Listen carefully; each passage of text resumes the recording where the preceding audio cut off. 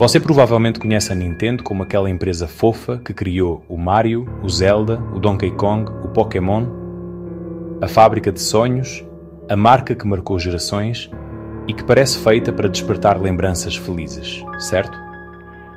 Pois é. Mas e se eu te disser que por trás de todo esse brilho colorido existe uma história sombria, cheia de segredos, traições, máfia japonesa e decisões tão arriscadas que poderiam ter acabado com a empresa antes mesmo dela se tornar o que é hoje? Essa é a história chocante da Nintendo.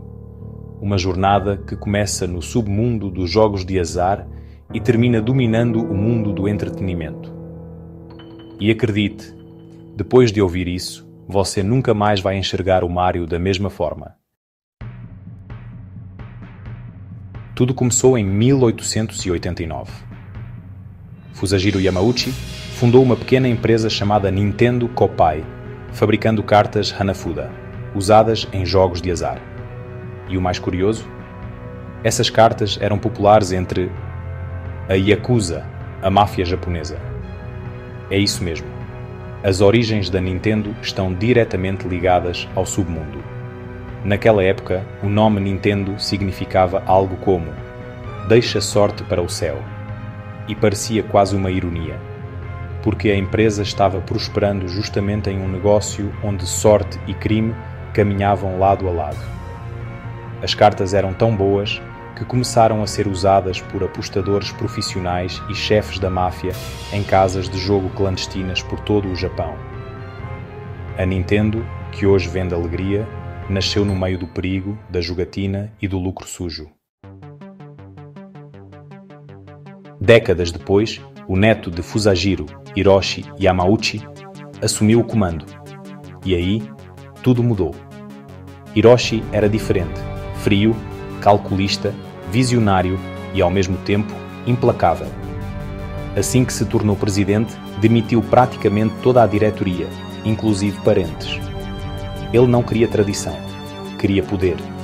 Queria transformar aquela velha fábrica de cartas em algo que o mundo inteiro conheceria.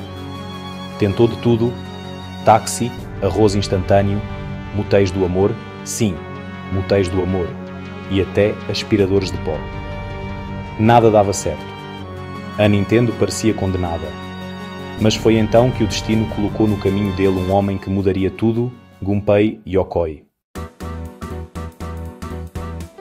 Gunpei era um simples funcionário de manutenção, até o dia em que Hiroshi viu um brinquedo que ele havia criado usando peças de sucata, um braço mecânico que podia se estender.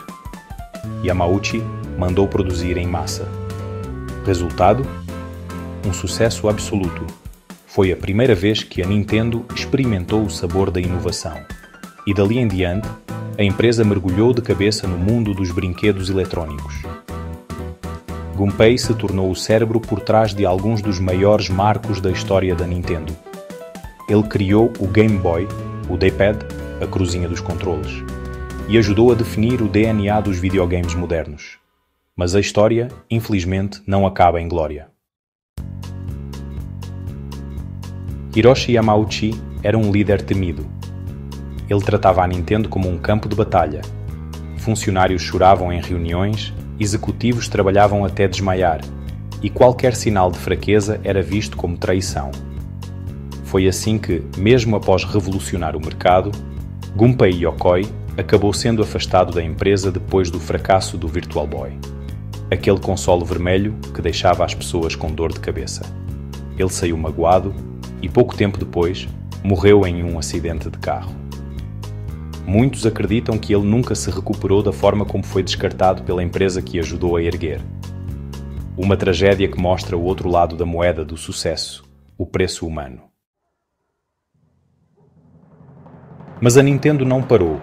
No início dos anos 90, ela se envolveu em uma das traições corporativas mais lendárias da história dos videogames.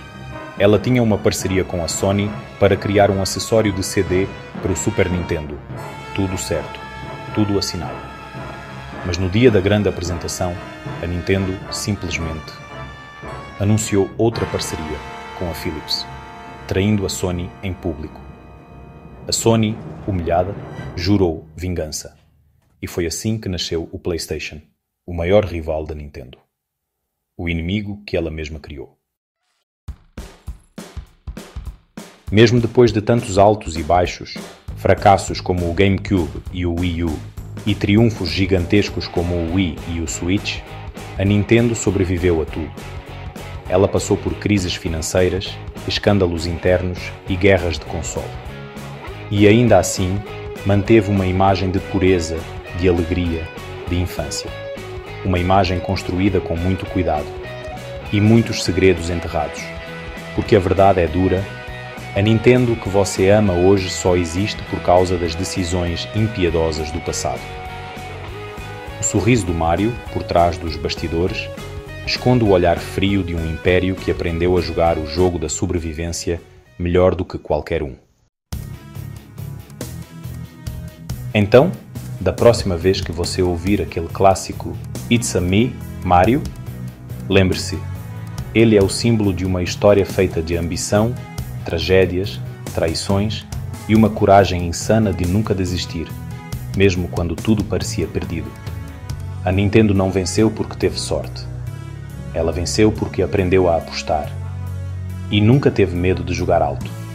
Se você curtiu descobrir o lado oculto da Nintendo, já deixa o seu like, se inscreve no canal e ativa o sininho para não perder os próximos vídeos com histórias tão impactantes quanto essa. Isso ajuda muito o canal a continuar crescendo e trazendo conteúdos incríveis para você. Obrigado de coração por assistir até aqui. Você é parte dessa comunidade de apaixonados por histórias e games. Nos vemos no próximo vídeo. E até lá, lembre-se, toda grande empresa tem um passado que ninguém ousa contar.